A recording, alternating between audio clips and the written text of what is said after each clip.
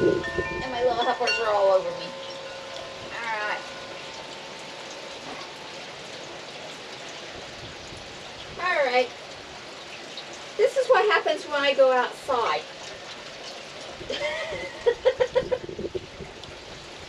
Hold up, princess. Yeah.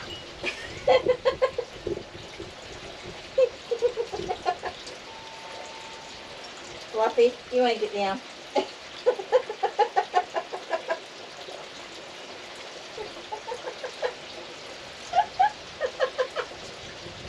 Get down, Fluff. Thank you, Fluffy. Ah.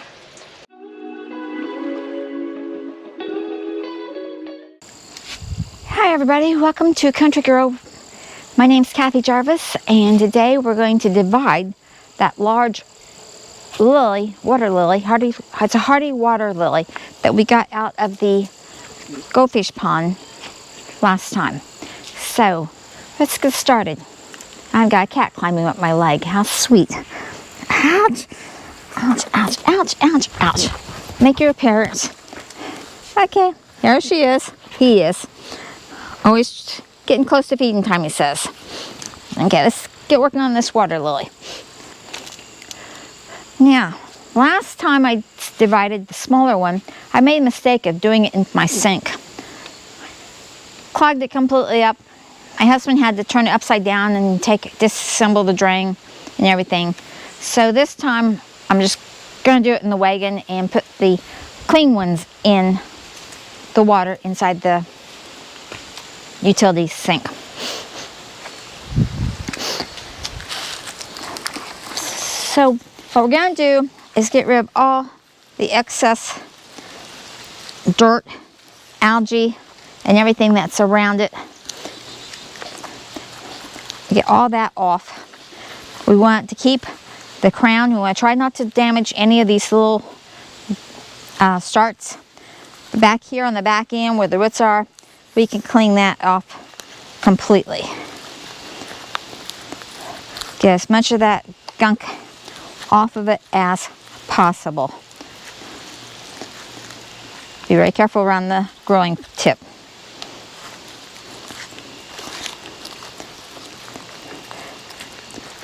Once you get all that off, then you can come with some water, and at this point I can actually rinse it in my sink because none of this is going to clog up the sink.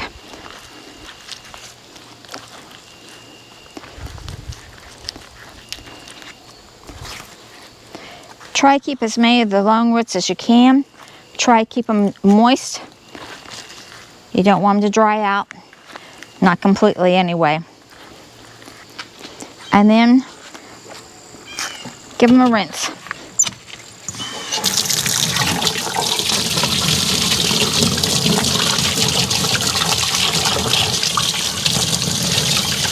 Okay. This is what you're going to end up with. It's going to be nice, clean, and you're going to have a good growing tip out here. You could cut off these, in fact we will later, and just keep the tips. Now keep these moist so they don't dry out while you work with the other ones.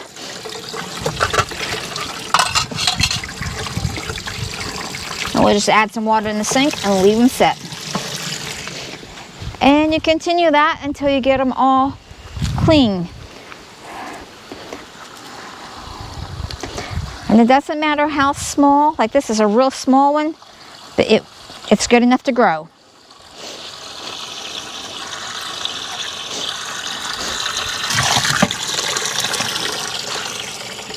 Now, if this was springtime, I would divide this one up into two separate ones. There's a little growth there, a growth here, and this big growth. But since it's going into winter, and I want to keep these long roots intact, I'm just going to go ahead and plant it like this.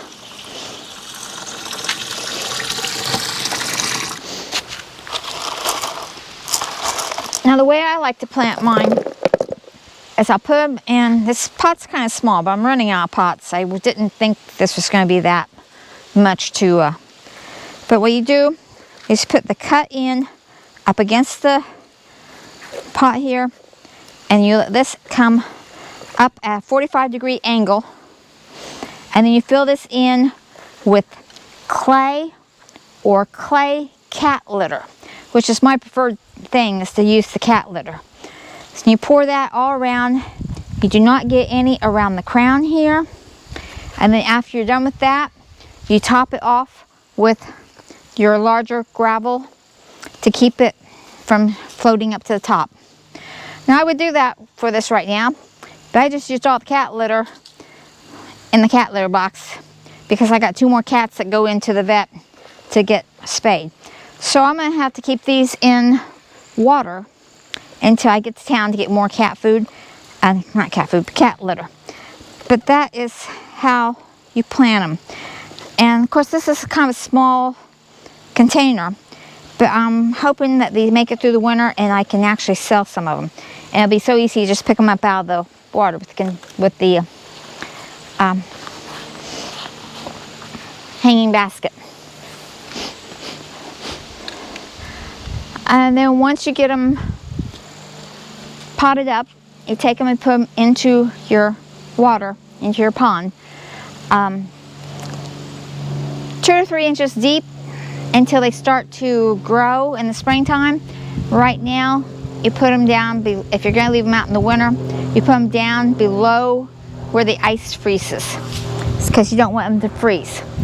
And that is all it is to divide it. It's just that you should do it more often and not wait until you have a massive wagon load of water lilies to divide. So I'm going to be here quite a while. So okay, we're back. I've been to the store. I've got the cat litter, and now we're going to transplant one of the hardy water lilies into the pot to put into the pond. So let's get started.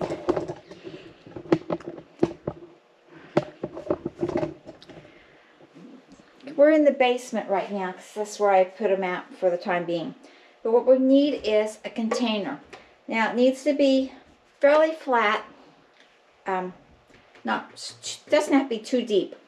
But what you're going to do, and I prefer the ones without any hose in them, because I figure if you have hose in them, the dirt or the soil just goes away. So what we're using is plain clay cat litter. No, nothing's added to it. No fragrances, no clumping chemicals or anything. Just plain clay litter. And what you do is you just fill up your container.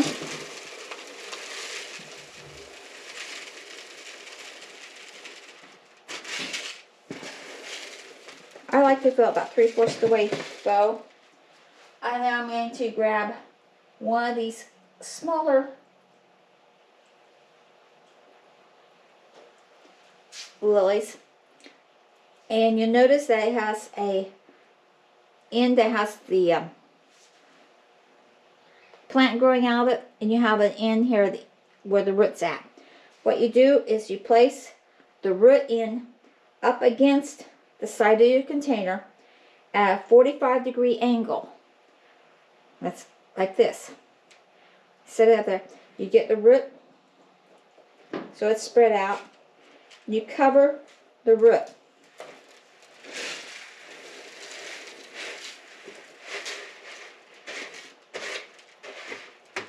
Now you take your cat litter and you position your rhizome the way you want it, but you don't cover it. You just put it here to the side. So this is what your finish will look like. It comes out at a 45-degree angle, and you can see the crown where the plant's coming out goes out at this angle.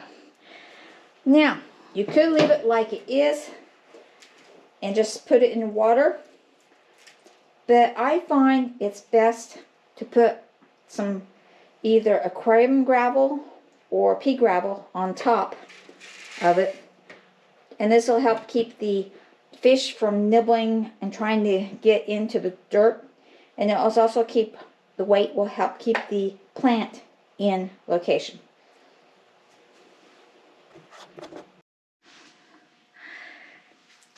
Alright, I prefer heavier, bigger stones. That way, I think they just look nicer. Just put them around.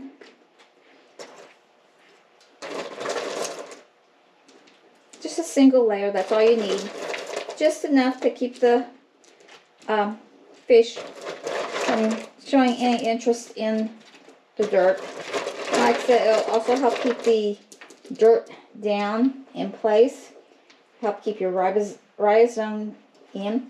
I like to put a couple of ones on the back here to help anchor that in. And that is all it is to transplanting your hardy water lily. Okay, it's best to do this in the spring, but I had to do it late in the year. You can actually transplant up until August and be pretty safe. Just need a couple weeks before the heavy frost and freeze, so these can become established. And I've got some of them already in the pond, and then I've got the rest of them in this aquarium. Now this aquarium is quite old. In fact, my grandfather, who's been dead for over 20 some odd, well, almost 40 years now, made this for his water lilies and goldfish to overwinter them from his pond. And then when he died, I inherited it. I used it as an aquarium for fish for a long time. And then I started developing a leak. So, and the glass got to the point where you couldn't see the fish inside very well. So it didn't get used for a long time. And then I came down here hunting for a place to put the water lilies, and I saw this and I go, we're going to give it a try. It still has a slight leak, but not substantial. I put a bucket underneath there when I'm not using it for rocks, and that catches a little bit of water. But I filled this up 2 weeks ago and haven't had to top it off at all. So it's not leaking substantially. And I did add the grow light because what I read, it was saying that they need 10 hours of light to make it through the winter. I know this is how you do the tender water lilies, and I couldn't find anything on hardy water lilies to do them bare rooted, so we're giving them a try. They seem to be doing okay. They've been in here for about 2 weeks now. I have not had any really dead leaves, except for the ones that were already dying, which was normal. But I've got new growth leaves on there, so that's good. And we're going to see if this works. It doesn't really matter that much. My little pond can only handle 2 full-grown water lilies anyway.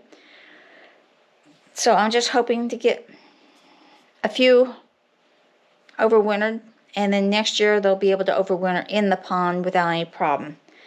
They would have been okay this year had I got them done earlier in the season, but things worked out that I didn't get them done until beginning in mid-October. So anyway, we're going to take this up, put it in the pond, and I'll show you how to do that. I actually prefer the little buckets with handles because I can reach in and pull them up easier out of the pond.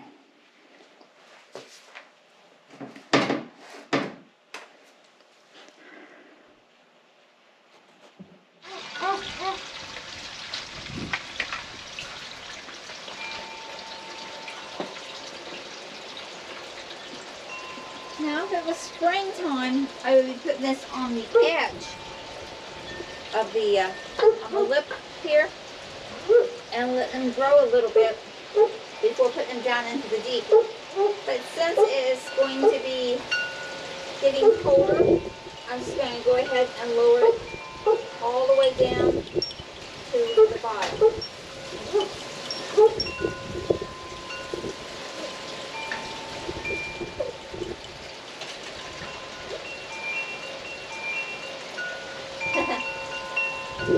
And my little helpers are all over me.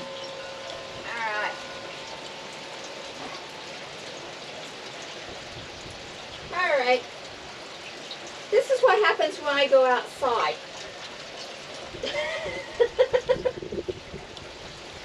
Hello, princess. Yeah.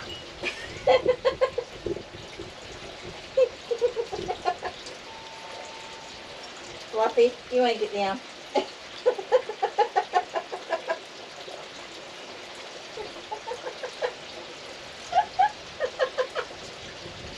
Get down, Fluff. Thank you, Fluffy. Ah. Oh, this is Fluffy. This is my big baby. Can't sit down anywhere without him coming and wanting to be held. And Princess just got spaded, and this is her third day outside, and she's also very, very happy to be out. And she's another cuddle baby. Okay, anyway, that's how you transplant the hardy water lilies.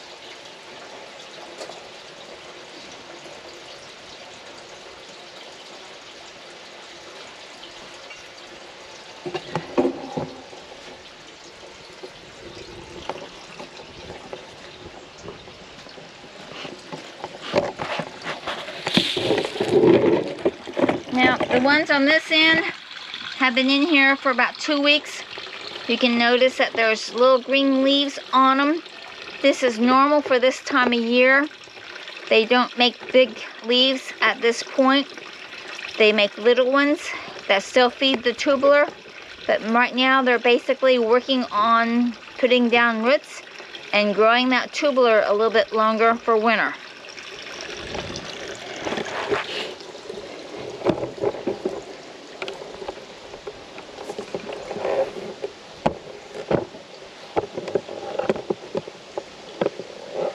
So I hope you've learned something today. Hope you had your entertainment with the cat on my back. Remember to dream big, follow that dream, like, share, subscribe, and I'll see you in the next video. Bye, everybody.